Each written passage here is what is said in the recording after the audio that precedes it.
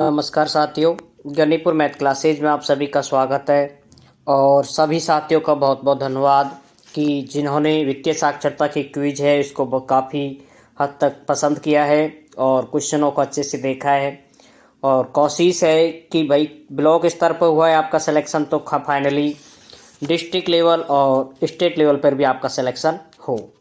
ठीक है, तो सभी साथियों को शुभकामना। और आज की जो क्विज स्टार्ट करते हैं, हमारी पिछली क्विज है जिन्होंने अब तक पूरी एक प्लेलिस्ट बनी हुई है, उसके अंदर एक लाइव क्लास है पार्ट नंबर 16, उसे भी आप देख सकते हैं। और नेक्स्ट लाइव क्लास जब भी होगी आपको पहले ही सूचित कर दिया जाएगा। अब देखें आज की क्विज। भामाशाह सक्षम बैंक खाते की पहल राजस्थान सरकार द्वारा कब की गई? ये प्रश्न आपको ऐसे प्रश्न आएंगे क्योंकि आपको जो सिलेबस दिखा रखा है उसके अंदर डिजिटल भुगतान देखना है कि किस तरह से किया जाता है। ठीक है, जैसे आप फ़ोन पे चलाते हो, Paytm, ATM, debit card, net banking, ये किस तरह की होती है, किस तरह का चिन्ह होता है, ऐसे प्रश्न आपको डिस्ट्रिक्ट लेवल पे और स्टेट लेवल पे दोनों पे देखने को मिलेंगे। तो इसके अंदर हम यहाँ पर काफ़ी देखेंगे।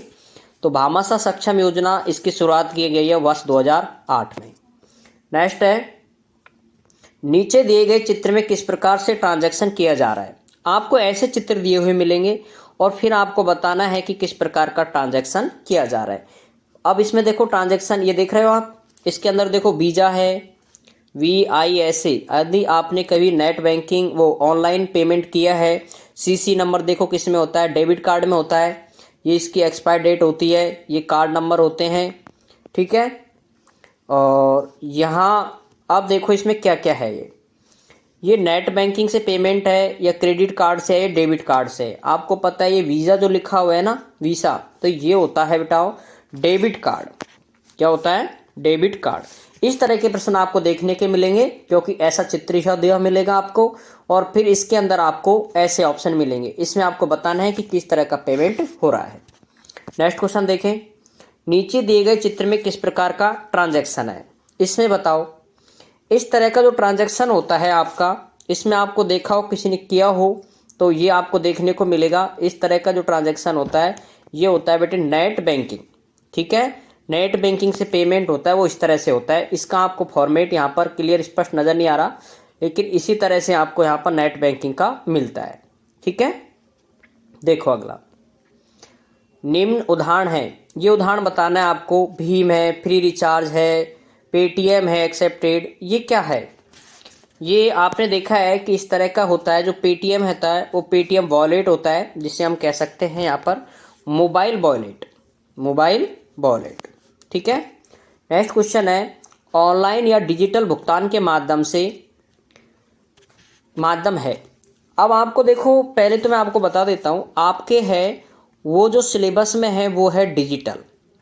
ठीक है, डिजिटल भुगतान, ये आपके सिलेबस में ध्यान रखें। इसको आप जो आपको बुक दी हुई है नई, उसके अंदर ये दिया हुआ है, इसको आप ध्यान रखें। ऐसे प्रश्न आपको निश्चित रूप से एग्जाम में देखने को मिलेंगे।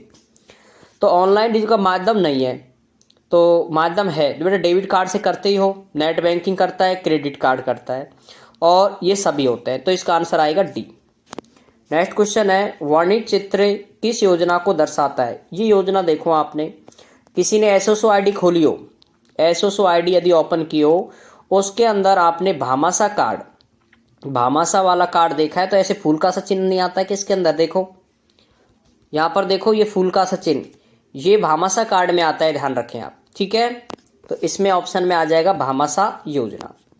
नेक्स्ट क्वेश्चन है, प्रधानमंत्री जनधन योजना भारत सरकार द्वारा कब प्रारंभ की गई? ये मैंने उसमें भी बताया हुआ है, तो ये है अगस्त 2014 में। ठीक है, अगला है, ऑनलाइन बैंकिंग या नेट बैंकिंग के उपयोग हेतु क्या आवश्यक है? आप ऑनलाइन नेट बैंकिंग करते हैं, नेट बैंकिंग करते हैं। ये क्या है बेटा, नेट बैंकिंग तो लेना पड़ता है आपको इसके लिए। तो इसमें क्या होता है, उपयोगकर्ता आईडी, यूजर नेम और पासवर्ड होते हैं, इनके द्वारा ये नेट बैंकिंग और ऑनलाइन बैंकिंग इनका यूज कर सकते हैं। अगला है, दर्शाए गए मशीन का क्या नाम है? ये मशीन आपने कहीं देखी हो इस तरह की, ये थोड़ा कलरफुल नहीं है मशीन थोड़ा।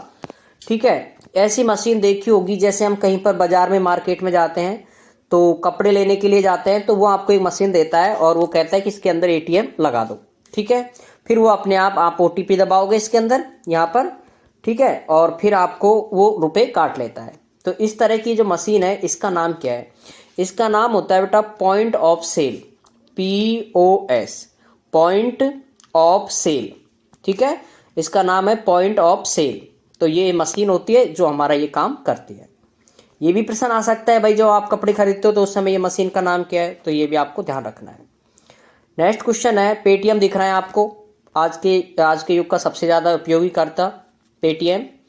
नीचे दिए गए चित्र किस को अंकित करता है? तो पेटीएम है, पेटीएम आपको पता है क्या होता है ये, लेकिन इसके अंदर ये दिखा रखा है आपको ये, और ये देखो अलग से अंकित किया हुआ है इसने।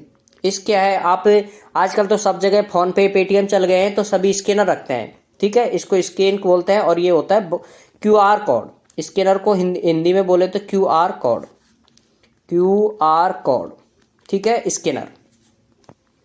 अगला है, भारत के आर्थिक रूप से कमजोर वर्गों तक वित्तीय सेवाएं किफायती तरीकों से पहुंचाने वाली योजना का क्या नाम है? जो वित्तीय सेवाएं होती है उनको आसानी से पहुंचा जा रही है वो आपको पता है जन धन योजना। और जन धन योजना की शुरुआत 2014 में की गई थी। ये मैंने लाइव क्लास के अंतर्गत अच्छे से समझा रखा है, पार्ट नंबर 16, जिसे आप अच्छे से देख सकते हो, जो मैंने खुद ने पढ़ा रखा है। अगला है, यह किसके द्वारा बनाया गया है?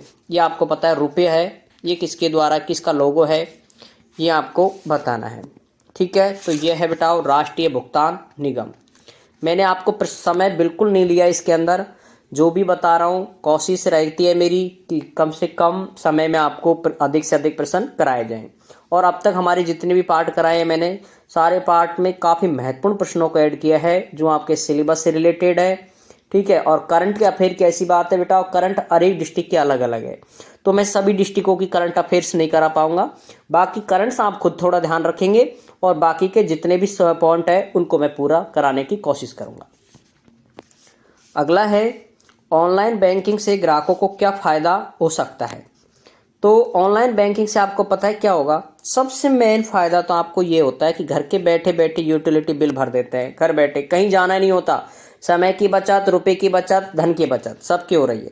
कई अन्य सेवाओं का लाभ ये भी होता है। कहीं पर भी किसी भी समय बैंकिंग, आपको पैसे ले जाने की, पॉकेट में पैसे ले जाने की कोई ज़रूरत नहीं होती है। फ़ोन है, सब आपसे पेटीएम, फ़ोन पे करवा सकते हो। कम समय की लागत, और समय तो आपको पता ही है बहुत कम लगता है। तो ये उपरोक्त सभी डी आंसर। अगला है, निम्नलिखित में से कौन सा लाभ प्रधानमंत्री जनधन योजना से जुड़े हुए हैं? तो ये बेटा प्रधानमंत्री जनधन योजना है, 5,000 तक का ड्रॉफ्ट, ठीक है। ये भी मैं आपको बता देता हूँ, ओवर ड्रॉफ्ट सुविधा 5,000 के बजाय अब कर दिया 10,000 रुपये, ठीक है। एक तो ये ध्यान रखोगे। 1 लाख का दुर्घटना बीमा ये कर दिया है 2 लाख रुपए का, ठीक है। और 30,000 रुपये का जीवन कर योजना है, इसमें भी बढ़ोतरी कर दी है। तो इसका आंसर आएगा उपरोक्त सभी डी, ठीक है।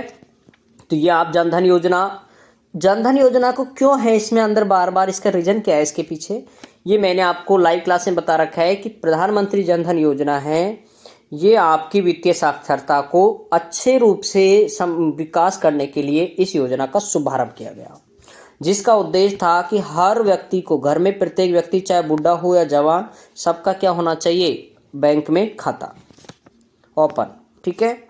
एक और लास्ट प्रश्न है इसका, निम्नलिखित में से कौन सा मोबाइल वॉलेट का उदाहरण नहीं है? आप पता है मोबाइल वॉलेट है, उसका उदाहरण कौन सा नहीं है? तो इसका जो उदाहरण है नहीं है, पेटीएम होता है। देखो आपको पता है पेटीएम में SBI बुड्डी जो बुढ़े ऐप है, ये SBI ने आजकल पता है जारी कर रखा है। SBI आपको बहुत सारी सुविधाएं दे रहा है आजकल ये व्हाट्सएप वाली सुविधा भी कौन दे रहा है? SBI, कि आपको कोई भी सूचना व्हाट्सएप पर एक मैसेज के थ्रू भी जा सकती है। व्हाट्सएप पर भीम ऐप है जिसके द्वारा हम काफ़ी ट्रांजेक्शन्स करते हैं, ठीक है। लेकिन क्रेडिट कार्ड होता है, ये मोबाइल वॉलेट नहीं होता है।